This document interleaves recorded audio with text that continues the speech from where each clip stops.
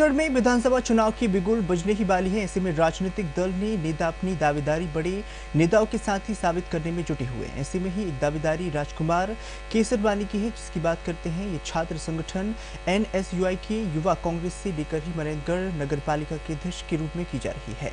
बता दें कि मनेन्द्रगढ़ विधानसभा क्षेत्र में लगातार ही अपनी दावेदारी साबित करते हुए आ रहे हैं।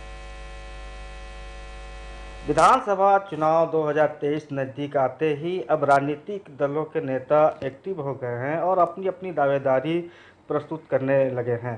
इसी के तहत अभी बीते दिन रायपुर में कुमारी शैलजा से मुलाकात करके कुछ नेता आए हुए हैं। उसमें से एक हैं राजकुमार केसरवानी, जो पूर्व नगर पालिका अध्यक्ष रह चुके हैं।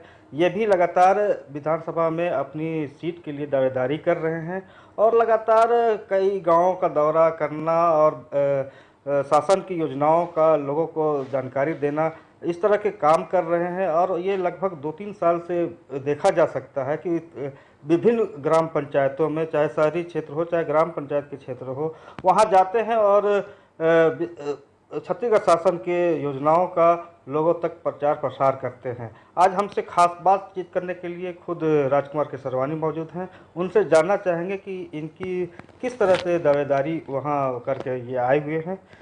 आपका साधना न्यूज में स्वागत है। आप अभी रायपुर से लौट के आए हैं, वहाँ पे कुमारी शैलजा से आपकी मुलाकात हुई 1 to 1। किस तरह की मुलाकात में बातें हुई? पहले तो बहुत बहुत धन्यवाद सराफत भाई, साधना न्यूज का मैं धन्यवाद देता हूँ कि आपने मुझे अपने साक्षात्कार में शामिल किया। देखिए, कांग्रेस ही एक ऐसी पार्टी है जहाँ पर स्वतंत्रता का अधिकार है। जिस प्रकार हम लोग पूर्व में भी अपनी पार्टी के में टिकट मांग रहे थे, इस बार भी हमारी पार्टी के राष्ट्रीय महासचिव कुमारी शैलजा जी ने जो भी संभावित लोग अपने आप को दावेदार समझते हैं, उनको बुलाकर वहाँ पर एक एक कर अपनी सब बात सुना है, जो इस पार्टी का जो पारदर्शिता है वो दर्शाती है। और हम लोगों ने भी अपनी अपनी बातों को रखा है और उन्होंने पूरी तरह आश्वस्त किया है कि पहले पार्टी एक सर्वे कराएगी। सर्वे में जिसका भी नाम आएगा, चाहे कोई भी हो, चाहे वर्तमान हो चाहे अदर हो, वो उनके हिसाब से निर्णय किया जाएगा और हम लोग उनकी बात से संतुष्ट हैं। हमारे वरिष्ठ नेता आदरणीय भूपेश बघेल जी, डॉक्टर चरणदास महंत जी, टीएस सिंह, जो सब लोगों ने एक ही बात को दोहराया है कि जो सर्वे में जिसका नाम रहेगा उसको टिकट दी जाएगी। विधानसभा चुनाव में एक चीज़ देखा जाता है, जो युवाओं की फौज होती है, आपके पास भी एक बहुत बड़ी संख्या आपके पास है। उसको साधने के लिए आप किस तरह से काम करते हैं जो कि आपके साथ इतनी बड़ी संख्या में देखे जाते हैं? देखिए, उसके लिए बहुत बहुत धन्यवाद। और मैं तो एक यूथ लोगों का नेता ही माना जाता हूँ, चाहे वो बड़े नेता हों चाहे वरिष्ठ नेता हों, सबका कहना रहता है। तो इसका एक मुख्य कारण है कि कॉलेज जीवन से, जब मैंने छात्र जीवन से अपनी राजनीति चालू की है, मैं छात्र संघ के अध्यक्ष, सचिव, 10 साल पार्षद, एक बार नगर पालिका अध्यक्ष रहते हुए मैंने आज तक का अपना जो राजनीतिक जीवन जो सफ़र तय किया, उसमें युवाओं का बहुत बड़ा हाथ रहा है।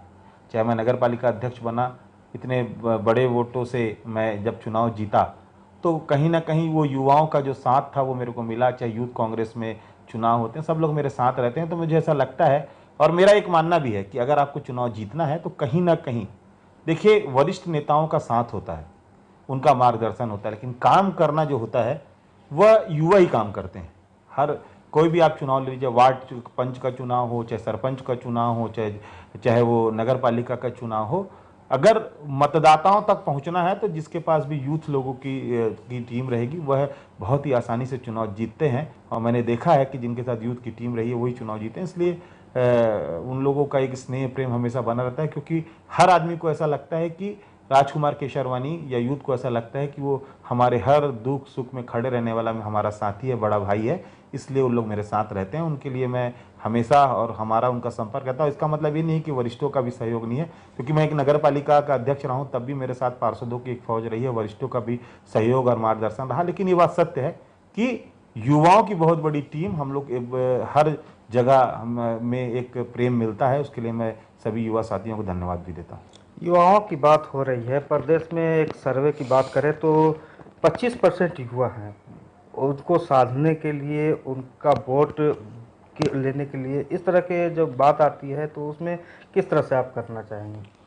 देखिए, ये पहली सरकार है भूपेश बघेल जी की, आदरणीय डॉक्टर चरणदास महंत जी की, टीएस सिंहदेव जी की सरकार है, ये युवाओं से रूबरू होने का काम किया है। इस बात को आप मानिए कि युवाओं को बेरोजगारी भत्ता देने का काम हमारी सरकार ने किया है। यहाँ के बेरोजगार युवाओं को काम देने का काम किसी ने अगर किया है तो वो हमारी भूपेश बघेल जी की सरकार ने किया है। तो आज जब हम लोगों ने इन युवाओं के साथ इतना काम किया है तो कहीं ना कहीं हमको ये लगता है कि उनसे हम सामने सामने रूबरू हों, उनको बताएं और उनको समझाएं कि अगर आपको और भी इससे और अच्छे कार्य कराने हैं तो आप लोगों को, युवाओं को साथ, जो युवा हैं, आप लोग जब साथ देंगे तो हमारी सरकार बनेगी, और सरकार बनेगी तो आप लोगों का काम होगा। जिस प्रकार जो पूरी तरह से रोजगार के लिए उन्होंने, जिस प्रकार ने भूपेश बघेल जी ने, आदरणीय हमारी सरकार ने जिस प्रकार से नौकरियों का सृजन किया है, अभी आप देख रहे हैं महात्मा नंद स्कूल में हम लोगों ने करीब 10,000 लोगों को नौकरियां दी हैं, शिक्षा कर्मी में 12,000 लोगों को नौकरियां दी हैं, अन्य साधनों से हम लोगों ने करीब 25,000 लोगों को नौकरी देने का काम किया है। इसलिए मुझे ऐसा लगता है कि यहाँ इस बार जो छत्तीसगढ़ का युवा है वो कहीं ना कहीं पूरी तरह से कांग्रेस के साथ है, कांग्रेस की सरकार के साथ है, यहाँ के नेताओं के साथ है और हम सभी के साथ है। मननगढ़ विधानसभा से आपकी दावेदारी रही है, लगातार चलती आ रही है। अगर संगठन आपको मननगढ़ से सीट के लिए टिकट देती है तो एक जो कहा जाता है कि पूरे विधानसभा में एक नगर निगम चिरमिरी है, मननगढ़ नगर पालिका है और उसके साथ झगड़ाखंड नगर पंचायत है, मगर वोटों की बात करें तो मननगढ़ में काफ़ी वोट कम आते हैं। मननगढ़ वोटर कम है, चिरमिरी में ज़्यादा है, खड़गवां में ज़्यादा है। इसको लेकर के आपकी तैयारी किस प्रकार की है? देखिए, पहली बात तो एक जानकारी संशोधित कर दूं मैं आपको कि वोटर लिस्ट में लगभग तीनों जगह के वोटर कमोवेश बराबर हो चुके हैं, ठीक है। और रही बात क्षेत्रीयता का, तो वोट के आधार पे नहीं, मैं अपने कामों के आधार पे वहाँ पर वोट मांगता हूँ। मैं नगर पालिका का मननगढ़ का अध्यक्ष रहा हूँ, आप भी यहाँ पर रहे हैं। मननगढ़ के जो रोडों का जाल है, मननगढ़ में पाइपलाइन का विस्तार है, मननगढ़ में बड़े बड़े डैम्स हैं, कुछ जो यहाँ पर हमारे यहाँ पानी टंकियाँ हैं, बहुत बड़ी बड़ी समस्याओं को मैंने दूर किया है। इसलिए इसी विकास के मॉडल को लेकर मैं गांव-गांव में और तीनों नगर पंचायत नगर निगमों में जाऊंगा।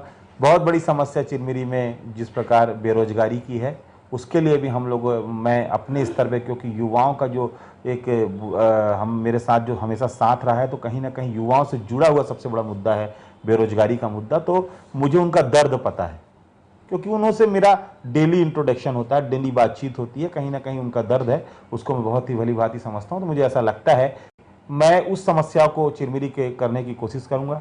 खड़गवां में जो समस्याएं हैं, क्योंकि पिछले 20 सालों से मैं वहाँ पर गुलाब सिंह जी के साथ रह के राजनीति करते हुए मैंने खड़गवां की गली गली छानी है, और खड़गवां के लोगों में मेरा कुल मिला के ऐसा संबंध है कि जो मुझे वो अपने भाई के रूप में मानते हैं, मैं उनको भाई के रूप में मानता हूँ। और वहाँ के लोगों का जो स्नेह और प्रेम, वहाँ के युवा साथियों का, वरिष्ठों का जो मेरे को मिलता है, तो मुझे ऐसा लगता है तीनों क्षेत्रों में पर्याप्त मात्रा में काम कर सकता हूँ। वहाँ पर मेरे को बहुत ही अच्छा सहयोग और समर्थन है।